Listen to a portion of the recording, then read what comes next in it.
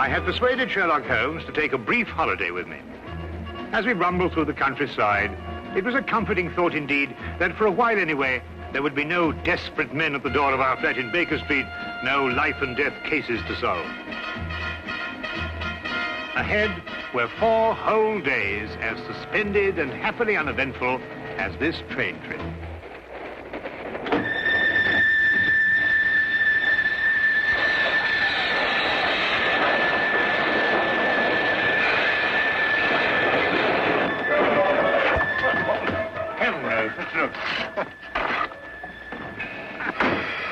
Hear anything?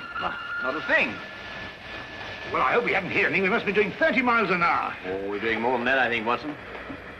I thought you were asleep, Holmes. Well, not really. I was thinking about that Parkinson axe murder. You know, that unfortunate business in South Africa. I was wondering... what?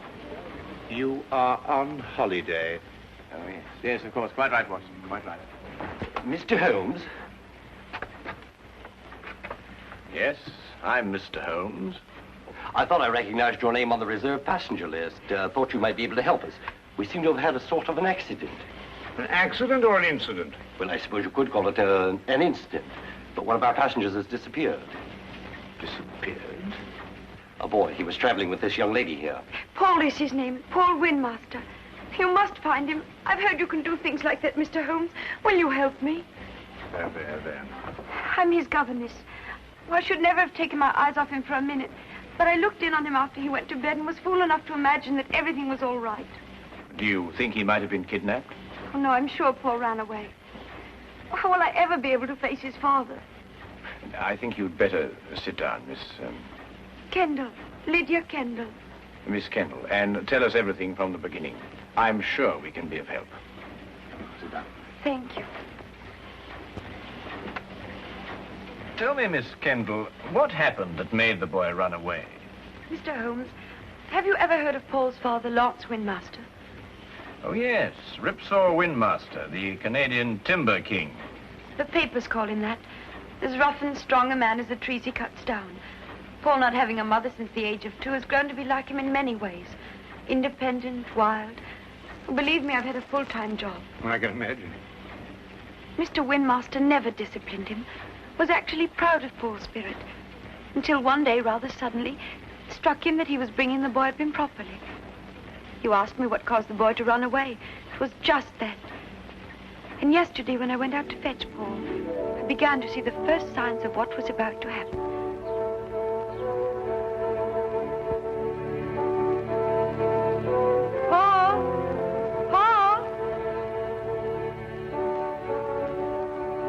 You'll have to come home now and get dressed. We're all packed and ready to go. Yes, Miss Kendall. Hurry now, we can't miss the train.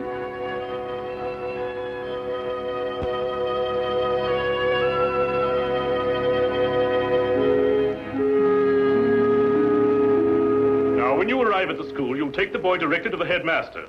He's received a full letter of instructions from me, and... Oh, there you are, Paul. Your Uncle Cecil's just arrived to say goodbye to you. Here's wishing you success, Paul. Thank you, sir. You will be taught to be a gentleman. Something which, your mother forgive me, I failed to do. Yes, Father. What have you got there? White mice. White? Now look here, Paul. You certainly don't intend to take them to school with you. Well, I can't leave them here. Nobody would look after them. Now that's foolish. Nobody really cares about white mice here, except me. Well, you can give them back to whoever gave you them. You mean Coco? Who? Coco the clown. I'm afraid I introduced him to Coco the day I took him to the circus. They've become rather good friends. Well, I couldn't give them back. He gave them to me as a gift. Paul, I don't care what you do with them, but you can take them with you, and that's final. All right. Leave them here, then. Good boy. Well, you and Miss Kendall had better be off. Well, what's the matter? I don't want to go to school. What? You didn't go to school? Why should I? Times were different when I was young. You don't know what you're saying. I have my horse and my white mice, and Coco and I are supposed to meet next week. You can't run wild all your life. You'll grow up to be a savage. But Lydia could teach me everything I need to know right here. Miss Kendall isn't a teacher. She's a governess. She knows as much as anyone. Now listen to me, Paul.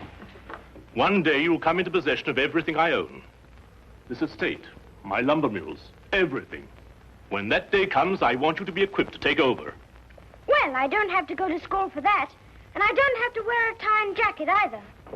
You'll wear a tie and jacket and you'll like it. And you're starting to school right now. Put me down! I don't want to go to school! I'll run away! Put me down! I'll run away! Well, Miss Kendall, are you coming? Put me down! Put me down! He boarded the train without further protest. The truth is, his attitude seemed to have undergone quite a change. By the time we started out, he behaved almost as if he were looking forward to going to school. But of course, the whole thing was a ruse to put me off my guard. You said before you saw the boy after he went to bed. Now, what time was that? About 8. And what time did you find that he was missing? About an hour later, I heard a thud coming from his compartment and went to investigate. His door was locked from the inside, and I had to get the conductor here to open it for me. How he got out, I don't know, but he was gone. And, of course, you searched the whole train after that. Oh, every inch of it with the conductor here. I decided to stop the train when we couldn't find him. Oh, conductor, I believe there's a steep gradient just a few miles beyond Darcy. Yes, there is. Now, how slowly would the train be going at that time, do you think? Oh, about 5 miles an hour. Very slowly, sir. Well, in that case, I suggest that we borrow a cart from a farmer in the vicinity of Darcy and go back and search that area. Yes, sir. I'll take care of it immediately, sir. What was the number of the boy's compartment? 37. Well, Dr. Watson and I'll take a look at it. No, there's no need for you to come with us. I think you'd better stay here and rest. Now, you mustn't worry.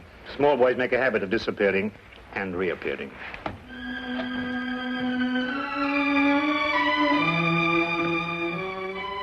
I hope so, I hope so.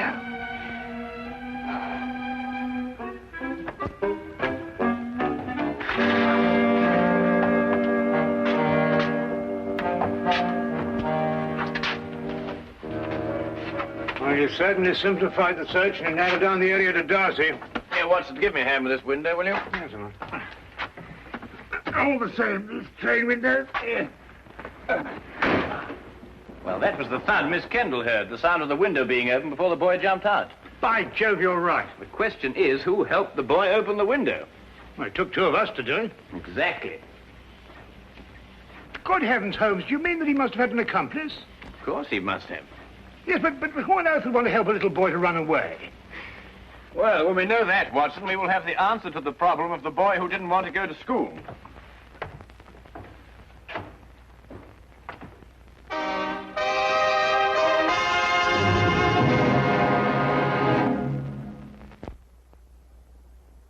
And now we return to the case of the night train riddle. Taking Holmes' suggestion, we borrowed a cart and traced the rail line back to the upgrade near Darcy. We combed the area several times without uncovering a single clue. All of us were soon discouraged and ready to abandon the search. All of us, that is, except Holmes. We've been over this stretch 3 times already, Holmes. Yes, I know, but this is the only place where the boy could have jumped off. But we haven't got a shred of evidence, not a sight of anything, nothing at all. Look. What is it? A boy's cap. Miss Kendall, would you mind coming over here for a moment? Is that the boy's cap? Oh, yes, that's his. Then it has to be here. Look, over here. Here we are, Watson. The footprints of a small boy. Holmes, look, another set. Must be the boy's accomplice. Ah, good work, Watson. They end here.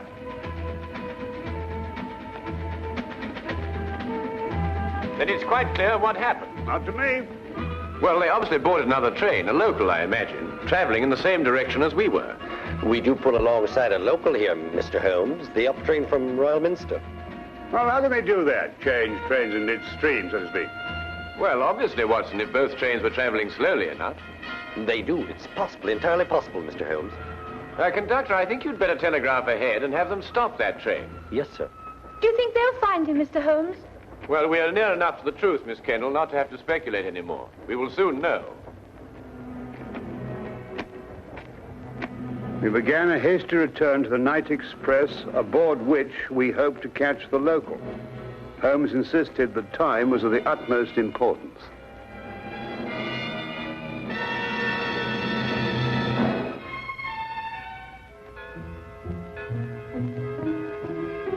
Paul. Pardon? I'm sorry. I thought to another boy. Perhaps the next compartment. This is the last one, miss. You held out so much hope, Mr. Holmes. How many stops did the train make before Darcy? 3, same as usual. Did you notice a boy get out of one of them? Not that I remember. There was a boy. I talked with him. He got off with his father at Manborough.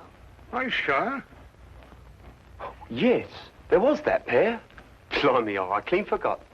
What did the father look like? Medium-sized, grey hair, ordinary face. Wait, I noticed when I inspected his ticket there was something about his fingertips. They were red. Red? Yeah. I thought it was strange at the time. That's most observant of you, conductor. That proves it, Watson. Holmes, do you know who he is?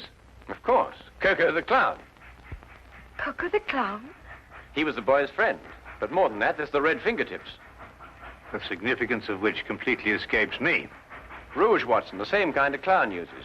He was evidently in a great hurry to catch the train. He didn't have time to remove it all. Oh, if you're only right, Mr. Holmes. And unless I miss my guess, we'll find them both in Manborough now.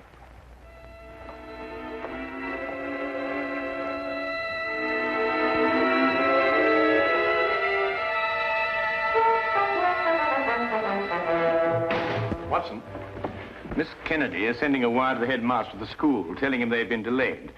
As soon as she's finished, we can be off. What's the matter with you? You don't look like someone who wants to be taken to the circus. Holmes, do you realize it has taken me the last solid 3 weeks of pleading and cajoling to persuade you to take this trip? And now look where we end up, in Manborough. And don't you underestimate it. We can have a very exciting holiday here. Oh, holiday? We might as well have pitched a tent in Lestrade's office. I know, but we couldn't very well refuse to help them. No, we couldn't have refused to help them. But when we eventually find whoever it is who's at the bottom of this thing, please remember one thing. He's my pigeon. Don't upset yourself, Watson. As soon as we can find the boy, we can continue on our journey. Oh, I'm glad you still considered that. Well, shall we be getting along? Oh, by the way, Watson, I didn't mention it to Miss Kennedy, but I believe there's some possibility the boy may be in danger. So I don't think we ought to lose too much time. Not a very convenient place to leave luggage. Holmes! You gotta wait a minute. We've left all our bags in the train. There's no time to worry about that now, Watson. Come along. But look, Holmes, we've got everything in them for our 4 days. All right, I'll find Miss Kendall and get a carriage, and we'll meet you in the street. Now, hurry up. Right.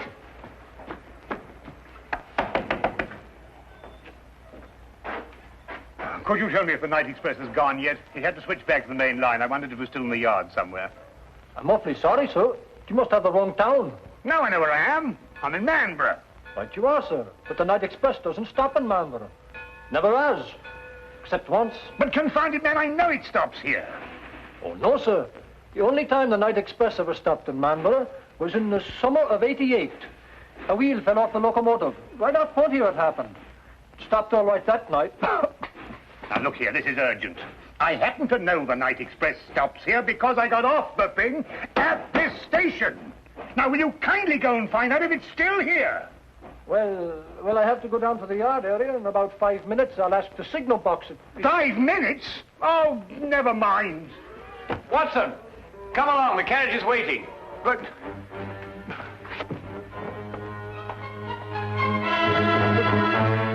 the luggage.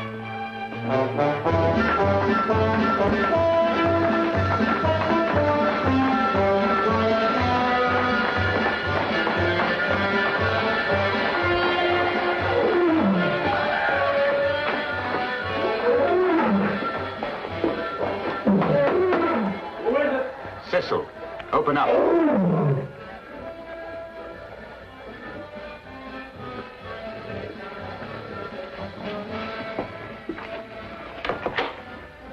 Did it work? We jumped off, switched trains. Ta-da! Like a couple of acrobats. Where's the boy now?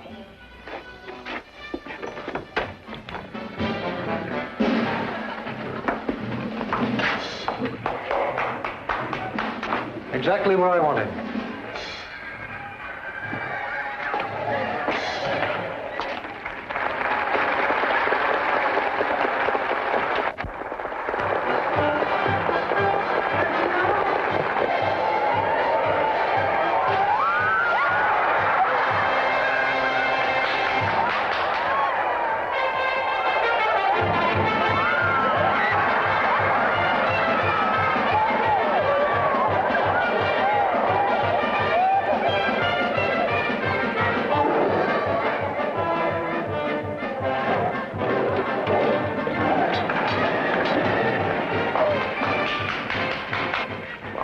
And get it over with.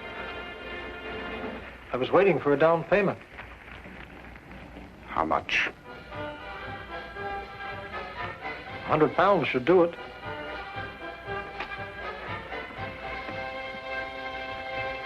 That's cheap enough to show you good faith.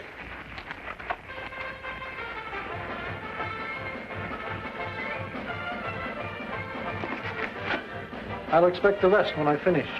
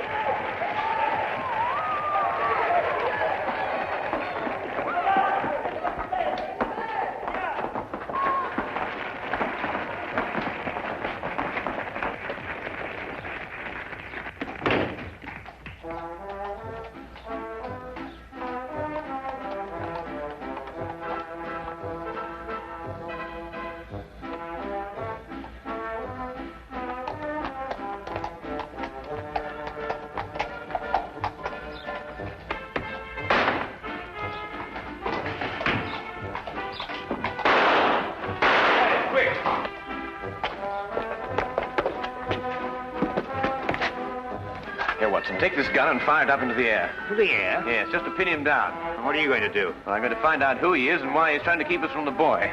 Well, go on, Watson, fire it. I'm sorry, Holmes. This one's mine. What? Watson! Watson, here! Fire it, Holmes. Fire it! Oh, very well.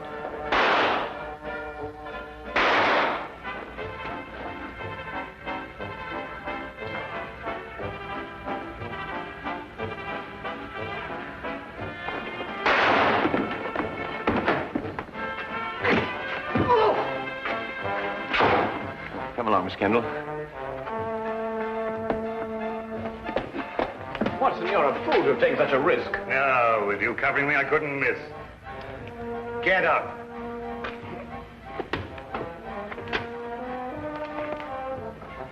It's Mr. Windmaster's brother. Oh, Uncle Cecil. Yes, and the first in line to inherit the Widowmaster fortune if anything had happened to the boy. That's right, you would be the heir. You may not think so at the moment, Mr. Windmaster, but you're very fortunate.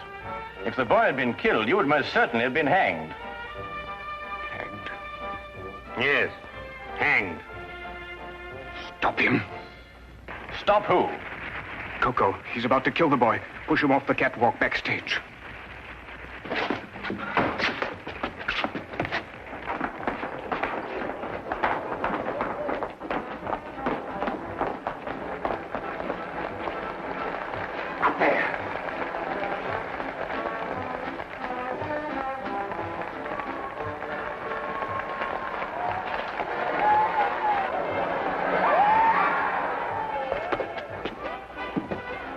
Coco?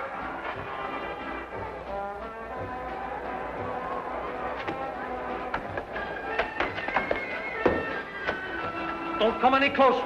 I'm coming down.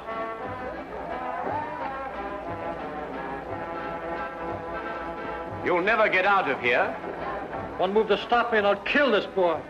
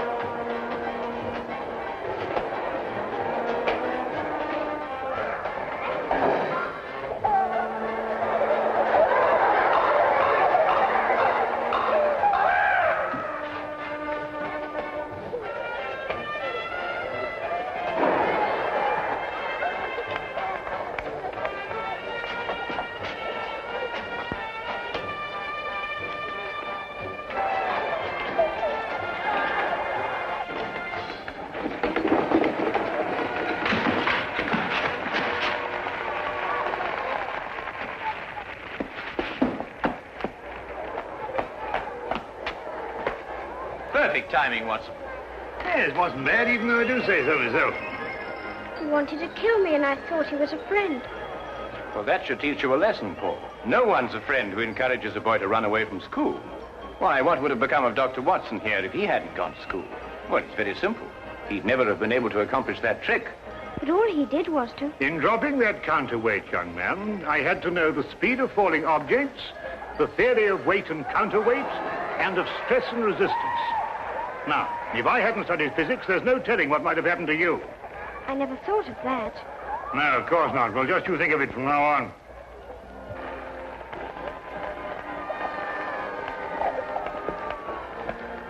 Watson, did you really have all that in mind when you pulled that rope? Oh, every bit of it, of course. Oh, did you? Uh-huh. Come on, you. And you.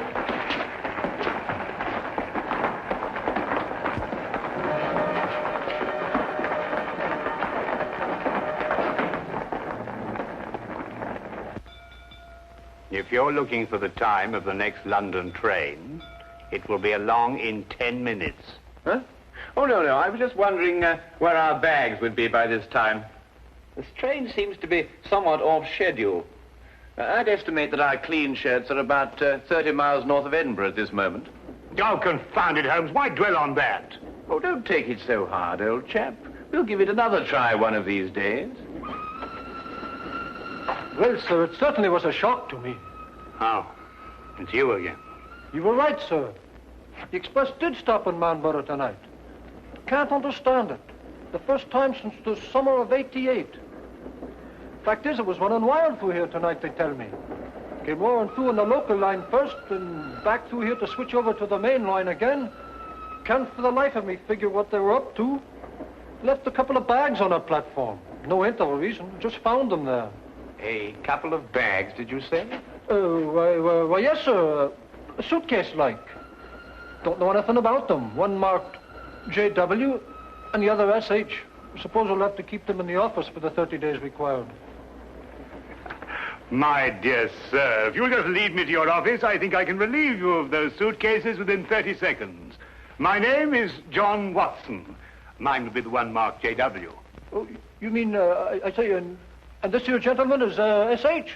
Yes. This is my friend, Samuel Higgins.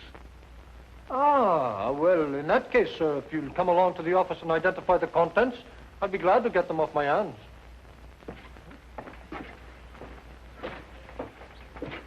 Samuel Higgins? Yes. You see, we have 3 whole days left. And I'm quite sure that nobody will want to interfere with the holiday of Samuel Higgins.